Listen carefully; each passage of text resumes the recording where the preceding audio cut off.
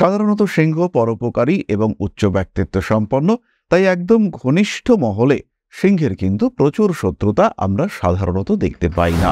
সিংহের মধ্যে যখন সমাজকে, পারিপার্শ্বিক জনসাধারণকে নিয়ন্ত্রণ করবার ক্ষমতা তৈরি হতে দেখতে পাওয়া যায়, তখন কিন্তু শত্রুতাও তার আশেপাশে অটোমেটিক্যালি গ্রো করতে শুরু করে। তবে অন্যান্য জায়গার যে সমস্ত শত্রুতা, যেমন কর্মক্ষেত্রে শত্রুতা, ছোট ছোট জায়গার শত্রুতা বা বন্ধুবান্ধবের মধ্যে, পরিবারের মধ্যে শত্রুতা, সেগুলোকে নিয়ে সিংহ কিন্তু একেবারেই ওয়ারিড হন না। সিংহ এই বিষয়গুলিকে খুব সহজভাবেই ইগনোর করতে পারেন এবং সেইগুলো যে সিংহের জীবনকে বিরাটভাবে প্রভাবিতও করতে পারে তাও কিন্তু একেবারেই নয়। সুতরাং সিংহ রাশি বা লগ্নের মানুষরা তাদের একটু হায়ার লেভেলে শত্রুতা নিয়ে চিন্তা করতে হয়। খেয়াল রাখতে হবে, সিংহ রাশি বা লগ্নের মানুষদের সবচেয়ে বড় শত্রু হলো তার ইগো। তার সঙ্গে সঙ্গে তার অহংকার রয়েছে, তার সঙ্গে সঙ্গে একটু সুপিরিয়রিটি কমপ্লেক্স রয়েছে, ইত্যাদির কারণে সিংহকে কিন্তু বেশ কিছুটা জায়গায় পিছিয়ে যেতে হয়। এর সঙ্গে সঙ্গে আরেকটি ছোট্ট শত্রু রয়েছে, সেটি হলো লোভ। এটি কিন্তু টাকা পয়সার প্রতি নয়, এই লোভ সাধারণত খাদ্যের প্রতি। সিংহ রাশি বা লগ্নের মানুষরা খেতে ভীষণ ভালোবাসেন, সমস্যা হলেও তারা খাওয়া কন্ট্রোল করতে পারেন না। এছাড়াও সিংহ রাশি বা লগ্নের মানুষরা তাদের অহংবোধের কারণে প্রচুর শত্রু ক্রিয়েট করে থাকেন। কখনো কখনো তারা এই অহংবোধের কারণে একটুও নিজেদেরকে নিচু করতে পারেন না, এবং যখন নিচু করতে পারেন না তখন কিন্তু বেশ কিছু সুযোগ থেকে তাদেরকে বঞ্চিত হতে হয়।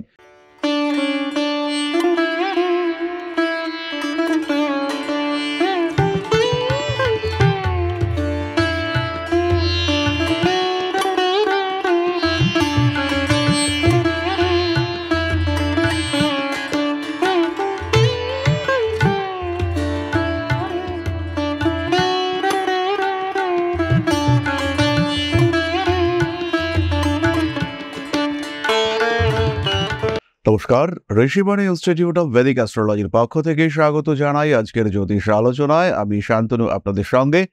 আলোচ্য বিষয় বিশুদ্ধ জ্যোতিষ। আলোচনা করব আমরা সিংহ রাশির সাপেক্ষে এবং সিংহ রাশির মানুষদের শত্রুতা, শত্রুদের অ্যাক্টিভিটি খুঁজে বার করবার চেষ্টা করব। আভ্যন্তরীণ এবং বাহ্যিক শত্রু, এরা কিন্তু সিংহের জীবনকে বেশ জরাজীর্ণ করে তোলে। কখনো সিংহের শত্রু দুর্ভাগ্য, কখনো সিংহের শত্রু তার পারিপার্শ্বিক মানুষজন, কখনো সিংহের শত্রু তার ঘরেই রয়েছে, আবার কখনো কর্মক্ষেত্রে। ফলে শত্রুতা জীবনকে বিভিন্নভাবে প্রতিবন্ধকতাপূর্ণ করে তোলে এবং এই প্রতিবন্ধকতাপূর্ণ জীবন থেকে নিজেকে মুক্ত রাখবার জন্য সিংহ যে পদ্ধতিগুলি অবলম্বন করতে পারেন সেটাই আমরা আজকে খুঁজে বার করবার চেষ্টা করব। সিংহ কালপুরুষের পঞ্চম রাশি, রবির দ্বারা প্রভাবিত, অগ্নিতত্ত্বের স্থির প্রকৃতির রাশি এই সিংহ। ফলে এর মধ্যে রয়েছে দীপ্তি, এর মধ্যে রয়েছে তেজ, এর মধ্যে রয়েছে তীব্রতা এবং এই রাশির মধ্যে রয়েছে গুরুগম্ভীর ব্যক্তিত্ব। ফলে চট করে কেউ যে সিংহের শত্রুতা করতে পছন্দ করেন, মনের মধ্যে শত্রুতার ভাব থাকলেও সেটাকে যে বাইরে নিয়ে আসতে তিনি খুব সপ্রতিভ মনে করেন, তা কিন্তু একেবারেই নয়। তাই সিংহ রাশি বা লগ্নের মানুষদের যারা শত্রু হয়ে থাকেন তারাও কিন্তু বেশ উঁচু দরের মানুষজন।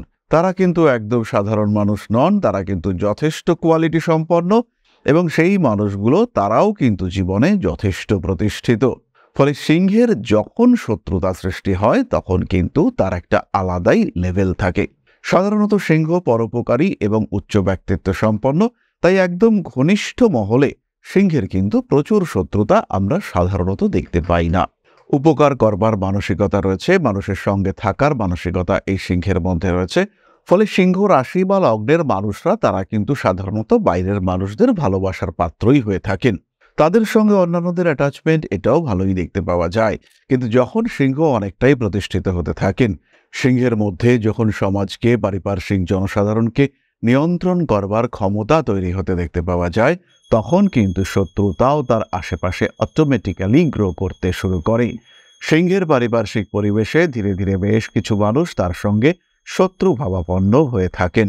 স্পেশালি সিংহ রাশি বা লগ্নের যে সমস্ত মানুষরা রাজনৈতিক ক্ষেত্রে বেশ প্রভাব বিস্তার করেছেন, কিংবা কলেজ পলিটিক্স কিংবা কোনো একটা ক্ষেত্র যেখানে তার সমাজের উপরে একটা নিয়ন্ত্রণ কায়েম হচ্ছে, সেই সময়ে কিন্তু সিংহ তার শত্রুতা ফেস করতে শুরু করেন। তবে অন্যান্য জায়গার যে সমস্ত শত্রুতা, যেমন কর্মক্ষেত্রে শত্রুতা, ছোট ছোট জায়গার শত্রুতা বা বন্ধুবান্ধবের মধ্যে, পরিবারের মধ্যে শত্রুতা, সেগুলোকে নিয়ে সিংহ কিন্তু একেবারেই ওয়ারিড হন না। সিংহ এই বিষয়গুলিকে খুব সহজভাবেই ইগনোর করতে পারেন এবং সেইগুলো যে সিংহের জীবনকে বিরাটভাবে প্রভাবিতও করতে পারে তাও কিন্তু একেবারেই নয়। সুতরাং সিংহ রাশি বা লগ্নের মানুষরা তাদের একটু হায়ার লেভেলে শত্রুতা নিয়ে চিন্তা করতে হয়। বিশেষ করে সিংহ রাশি বা লগ্নের কোনো মানুষদের কাছের বন্ধু তারা যদি শত্রুতা করতে শুরু করেন এবং যার কাছে সিংহের সম্পর্কে যথেষ্ট গোপন তথ্য রয়েছে, সেই ক্ষেত্রে সিংহের পক্ষে এটাকে ট্যাকল করা কিন্তু কঠিন হয়ে দাঁড়ায়। আদারওয়াইজ সিংহ খুব সহজভাবেই নিজের এই শত্রুতাপূর্ণ অ্যাক্টিভিটিসগুলোকে ইগনোর করতে পারেন। এরপরে আমরা চলে আসবো আভ্যন্তরীণ শত্রুতার ক্ষেত্রে। খেয়াল রাখতে হবে সিংহ রাশি বা লগ্নের মানুষদের সবচেয়ে বড় শত্রু হলো তার ইগো। তার সঙ্গে সঙ্গে তার অহংকার রয়েছে, তার সঙ্গে সঙ্গে একটু সুপিরিয়রিটি কমপ্লেক্স রয়েছে, ইত্যাদির কারণে সিংহকে কিন্তু বেশ কিছুটা জায়গায় পিছিয়ে যেতে হয়। এর সঙ্গে সঙ্গে আরেকটি ছোট্ট শত্রু রয়েছে, সেটি হলো লোভ। এটি কিন্তু টাকা পয়সার প্রতি নয়, এই লোভ সাধারণত খাদ্যের প্রতি। সিংহ রাশি বা লগ্নের মানুষরা খেতে ভীষণ ভালোবাসেন, সমস্যা হলেও তারা খাওয়া কন্ট্রোল করতে পারেন না। তারা খেতে পছন্দ করেন, বিভিন্ন ধরনের বিষয় খেতে তারা ভীষণভাবে পছন্দ করেন এবং যেটা শরীরের জন্য সঠিক নয় সেটাও গ্রহণ করতে তারা কিন্তু পিছপা হন না। হতেই পারে কোনো একজন জাতকের রেডমিট খাওয়া বারণ, কিন্তু রেডমিট ছাড়া কোনোভাবেই তার দিন কাটছে না। এই ঘটনা আমরা সিংহের ক্ষেত্রে দেখতে পাই, বারবার দেখতে পাই। এছাড়াও সিংহ রাশি বা লগ্নের মানুষরা তাদের অহংবোধের কারণে প্রচুর শত্রু ক্রিয়েট করে থাকেন। কখনো কখনো তারা এই অহংবোধের কারণে একটুও নিজেদেরকে নিচু করতে পারেন না এবং যখন নিচু করতে পারেন না তখন কিন্তু বেশ কিছু সুযোগ থেকে তাদেরকে বঞ্চিত হতে হয়। রিসেন্টলি আমি একজন ক্লায়েন্টের জন্মকুণ্ডলী দেখছিলাম, তার প্রমোশন রয়েছে, কিন্তু প্রমোশনটা পাওয়ার জন্য তাকে বসের কাছে একবার রিকোয়েস্ট করতে হবে। 8 বছর ধরে অফিসের সমস্ত কলিগের একের পর এক প্রমোশন হয়েছে, কিন্তু তিনি ওই রিকোয়েস্ট করতে না পারার জন্য গত 8 বছর ধরে তার প্রমোশন হয়নি। এবং এই যে প্রমোশন হয়নি তার কারণে মানুষটা ওয়ারিড। তিনি চাইছেন তার প্রমোশন হোক, কিন্তু তিনি রিকোয়েস্ট করতে পারছেন না তার ইগোর কারণে। এটা কিন্তু সিংহের মানুষদের একটা বড় শত্রু, যেটা তার জীবনের বিভিন্ন প্রাপ্তির ক্ষেত্রে বাধা সৃষ্টি করে। সুতরাং বাহ্যিক শত্রুদেরকে দমন করা, তাদের থেকে দূরে থাকা যেমন প্রয়োজন, ঠিক তেমনভাবেই কিন্তু আভ্যন্তরীণ শত্রু থেকেও অনেক অনেক দূরে থাকার চেষ্টা করতে হবে। তাদেরকে নিয়ন্ত্রণ করতে পারলেই সিংহ কিন্তু তার জীবন উন্নততর করে তুলতে পারবেন। জীবনের বিভিন্ন রকম সমস্যাগুলি সিংহের ক্ষেত্রে সমাধান করা অনেক সহজ হয়ে দাঁড়াবে। তাহলে প্রশ্ন হলো, বাহ্যিক শত্রুদের দমন করবার জন্য সিংহ কি করতে পারেন? প্রতিদিন সকালে আদিত্য স্তোত্র পাঠ, সূর্য প্রণাম আবশ্যক। তার সঙ্গে সঙ্গে মহামৃত্যুঞ্জয় মন্ত্র পাঠ করা যেতে পারে।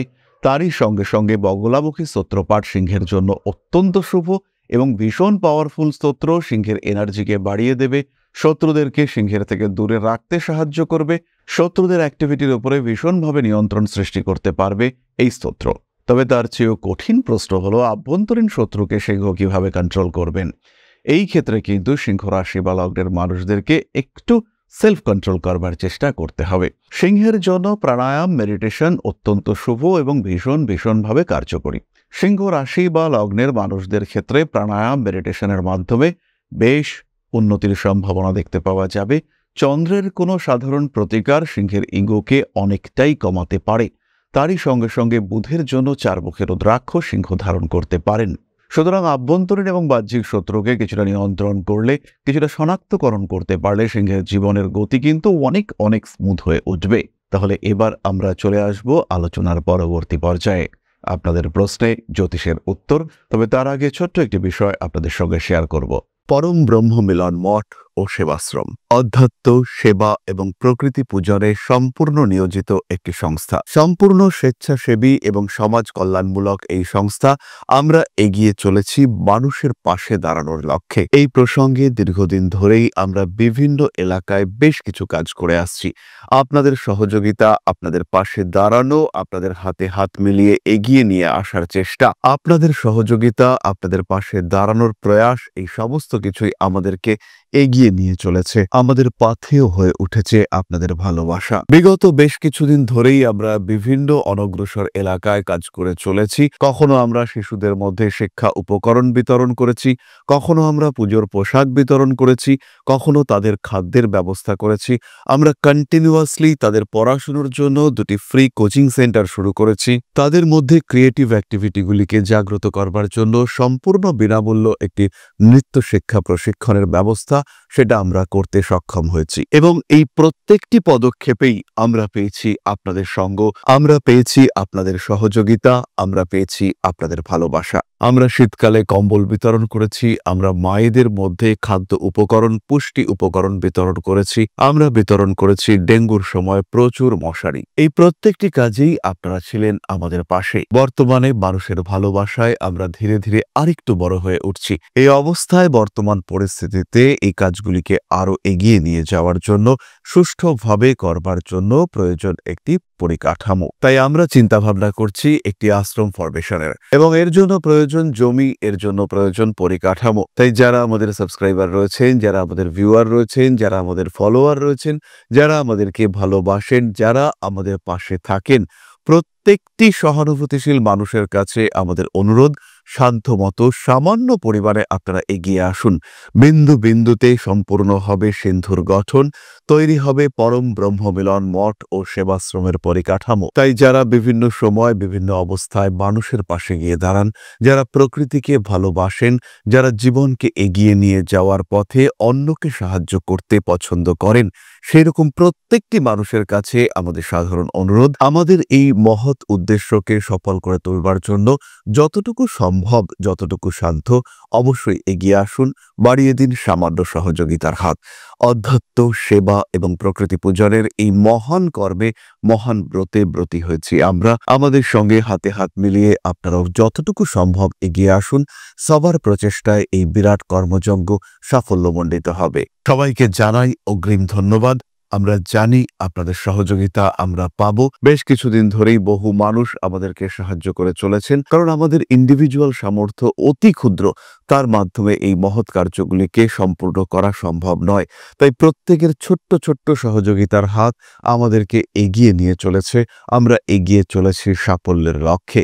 আপনাদের ভালোবাসা এভাবেই আমাদের পাশে থাক, আমরা সফল হবই। তাহলে ফিরে আসা যাক মূল আলোচনা প্রসঙ্গে। প্রশ্ন করেছেন মৌসুমী দেবনাথ, 23/7/1999, 12:45 PM, কাটোয়া, পূর্ব বর্ধমান ডিস্ট্রিক্ট। গভর্নমেন্ট জব কবে হবে, তার জন্য অপেক্ষা করব কিনা?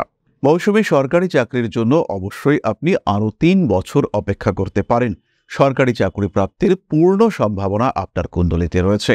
রবি এবং বুধের জন্য সামান্য প্রতিকার আপনার এই চাকরি প্রাপ্তির পসিবিলিটিকে অনেকটাই বাড়িয়ে দেবে। তবে এর সঙ্গে সঙ্গে প্রয়োজন অনুযায়ী বেসরকারি চাকরির চেষ্টা সেটাও আপনার করা উচিত। এর ফলে কিন্তু আপনার কর্মপ্রাপ্তি এবং ভবিষ্যৎ জীবন অনেকটাই স্মুথ হতে দেখতে পাওয়া যাবে। বর্তমান পরিস্থিতিতে সরকারি চাকরি প্রাপ্তির যোগ থাকলেও তাদের পক্ষে চাকরি পাওয়া অনেক সময় কিন্তু কঠিন হয়ে দাঁড়াচ্ছে, এটা খেয়াল রাখতে হবে। তবে আপনার কুণ্ডলিতে যোগ অনেকটাই প্রবল। তাহলে আজকের আলোচনা আমরা আর দীর্ঘায়িত করব না। সবাই সুস্থ থাকুন, ভালো থাকুন। মা শ্রী শ্রী আদিশক্তির আশীর্বাদে আপনাদের জীবন আরো আরো আরো সমৃদ্ধ হয়ে উঠুক। জয় মা আদিশক্তি। নমস্কার।